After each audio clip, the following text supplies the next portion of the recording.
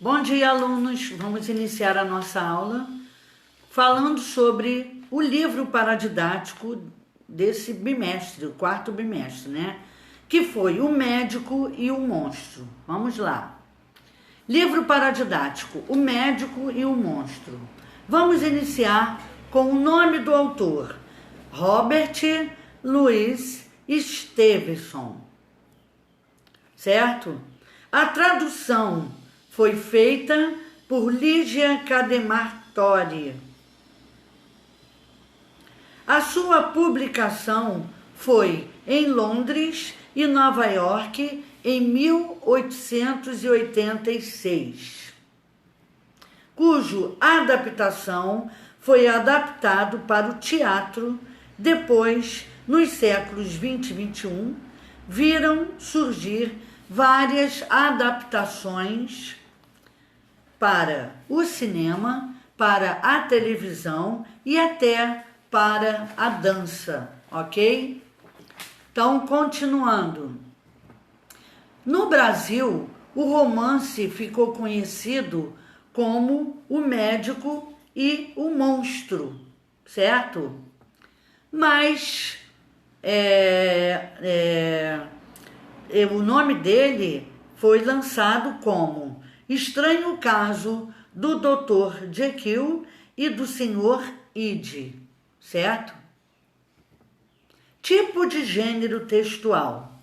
Esse livro é uma ficção científica, né? Fala sobre ficção científica, é uma narrativa de suspense e também há terror. O público-alvo é o grande público, são as pessoas que se interessam por esses tipos de histórias, né? Que hajam ficção científica, que hajam suspense e terror. Personagens. Os personagens, eles se esclarecem somente no desenlace, com o desenvolver da história. Vão sendo apresentados aos poucos, que são Sr. Utterson, que é o advogado, Dr. Henry Jekyll, o que é o médico, e Edward Hyde, sem profissão definida. Não aparece, não apresenta o que ele fazia. Só faz descrições, né, da pessoa. Bom, o mistério que envolve a história é que Dr. Jekyll resolve fazer um testamento para o Dr. Hyde, né? O advogado, ele fica pensativo em relação a isso e passa a investigar essa história. Como pode uma pessoa de renome como esse médico, de repente, passar a fazer um testamento para alguém que mal conhece, ou seja, e que ninguém conhecia. Bom, gente, agora nós vamos entrar na história, o enredo da história, né, em si. O Médico e o Monstro é um título original. Não, O Médico e o Monstro. O seu título original é Estranho Caso de Dr. Jekyll e do Sr. Hyde, de Robert Louis Stevenson, publicado em 1886. A obra foi em seu tempo considerado um excelente livro de horror e de suspense, que marcaria profundamente seus leitores, pois mantém uma atmosfera assustadora durante todo o enredo, se tornando um clássico de mistério. A história de Stevenson baseou-se na vida dupla de um habitante de Edimburgo, na Escócia, chamado William Brody. De dia ele era um respeitado marceneiro. À noite roubava as casas dos moradores da cidade. Isso aí inspirou a escrita para surgir esse novo livro aí, né? Bom, resumo. O Sr.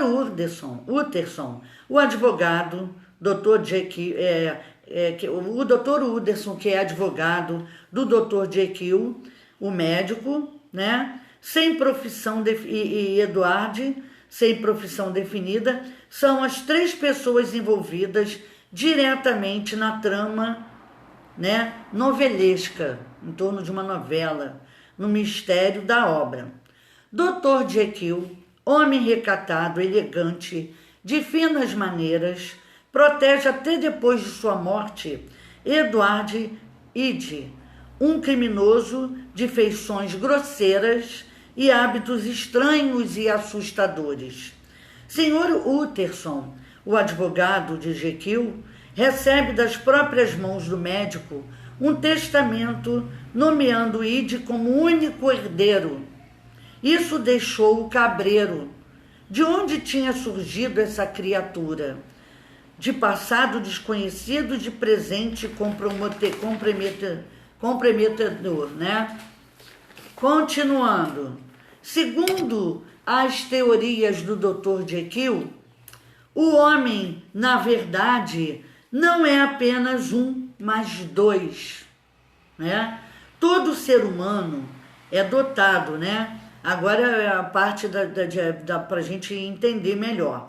Todo ser humano é dotado de 2 naturezas, completamente opostas e equilibradas de acordo com sua saúde mental. Uma é boa, aquela que traz admiração das pessoas, compaixão dos mais velhos, o elogio dos amigos. A outra é má, isso no nosso lado, né? Lá no nosso lado interior. O outro lado é má, violenta, né? Agressiva, mal educada, feia, temida por todos. Então mostra os 2 lados do ser humano.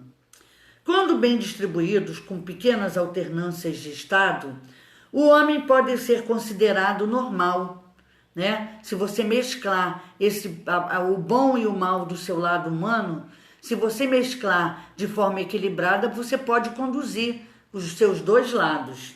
Em alguns casos, a natureza sobrepõe a outra, tentando se libertar. Pior é quando, para a liberdade, né, você pode pender para um lado ou para o outro, surge o lado negativo. A pessoa opta pelo lado negativo, gerando as fatalidades. Doutor médico e cientista, Dr. Jekyll dedicou anos de estudo em busca de uma fórmula que fosse capaz de trazer à tona a natureza má do ser humano. E ele conseguiu. O livro tem início com a presença do Sr. Utterson, advogado, caminhando pelas ruas silenciosas de Londres, ao lado de seu parente. Daí ele narra um homem de aparência detestável que atropelou uma criança que vinha no sentido contrário, deixando-o aos berros. Esse homem se chamava Ide. Ide até uma estranha porta. Esse Ide foi até uma estranha porta e viu ele receber um cheque sem fundo, aliás, um cheque com fundos, né? Para deixar o advogado mais confuso, ele recebe uma notificação do Dr. Jekyll, favorecendo em seu testamento e em caso de desaparecimento, só ele seria beneficiado. Então, o advogado ficou cabreiro, né? Com a pulga atrás da orelha. O médico começa a se isolar no seu quarto, ficar muito tempo isolado, sem aparecer, né? Só dentro do seu quarto, deixando de lado todos os seus conhecidos, enquanto o advogado passa a acreditar em sequestro. Mas o doutor está lá dentro do seu quarto. Mas o advogado começa a achar que alguém o sequestrou. Chantagem, pensa também em chantagem e até mesmo em assassinato envolvendo um amigo. As piores hipóteses passam a adquirir sentido quando Sir Danvers Carey, um velho rico e tranquilo, é assassinado de forma brutal sob os olhares de uma criada do alto de uma janela. Após a descrição da moça, né, Dr. Ide se torna o maior suspeito do crime. Passa a ser perseguido pela polícia local e desaparece sem deixar vestígios. O id some da história, some de repente. No mesmo instante em que Dr. Jekyll ressurge, do nada, aparece novamente na sociedade. A partir desse ponto, o leitor ainda irá encontrar muitas surpresas até a revelação final. Jekyll e Hyde são a mesma pessoa. O doutor toma uma fórmula que o transforma em monstro, o que permite que ele exerça seus desejos sem ser julgados. Isso só vira um problema quando ele começa a ser mais id, que é o lado negativo, né, do interior dele, do que o Dr. Jekyll. Então, ele tem duas pessoas dentro dele, o lado bom e o lado mal. O lado bom é Jekyll, o lado ruim é o id. É o id, né? Utterson fica meio perdido até que recebe cartas que explicam tudo. Os dois últimos capítulos são cartas. A última, a do próprio Jekyll, contando tudo, certo? Bom, no laboratório, o mordomo e o advogado encontram, né, quando eles tentam arrombar a porta, encontram o corpo de Id morto por suicídio, vestindo as roupas do médico, com uma carta da sua confissão que conta tudo e os porquês das ações do Dr. Jekyll.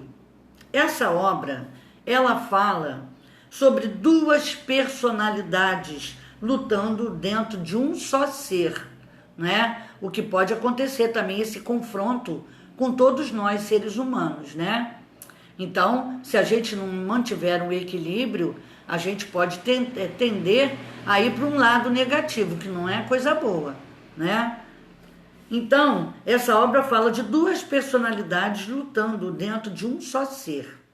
Bom, então ele diz: se faço o que não quero, né, já não sou eu quem o faz, mas o pecado que habita em mim. Então, isso aqui eu deixei para uma reflexão para vocês, né? Porque o médico e o monstro aí são a mesma pessoa. O médico, o lado positivo, e o monstro que habita nele, o lado negativo. Como ele é uma pessoa boa, mas ele sente atração pelo lado negativo, ele tenta disfarçar-se para poder satisfazer esse lado negativo dele. Só que o lado negativo acaba sendo o quê? O maiorizado, né? Ou seja, esse lado negativo passa a ser mais forte do que o positivo, trazendo problemas para Jekyll, como aconteceu na história, né? Então, uma frase para vocês refletirem. Se faço o que não quero, né? Eu não quero fazer, mas eu faço. Já não sou eu quem faz. Já é um lado negativo seu fazendo, mas o pecado que habita em mim. Então, quem está fazendo é o pecado que habita na pessoa, o lado negativo, tá? Então, nós terminamos aqui a história, né? Peço a vocês que leiam outra vez, aliás, ouçam esse vídeo aí novamente, vejam, né? E com muita atenção, certo? Eu me despeço aqui de vocês com um beijo e um abraço. Beijo.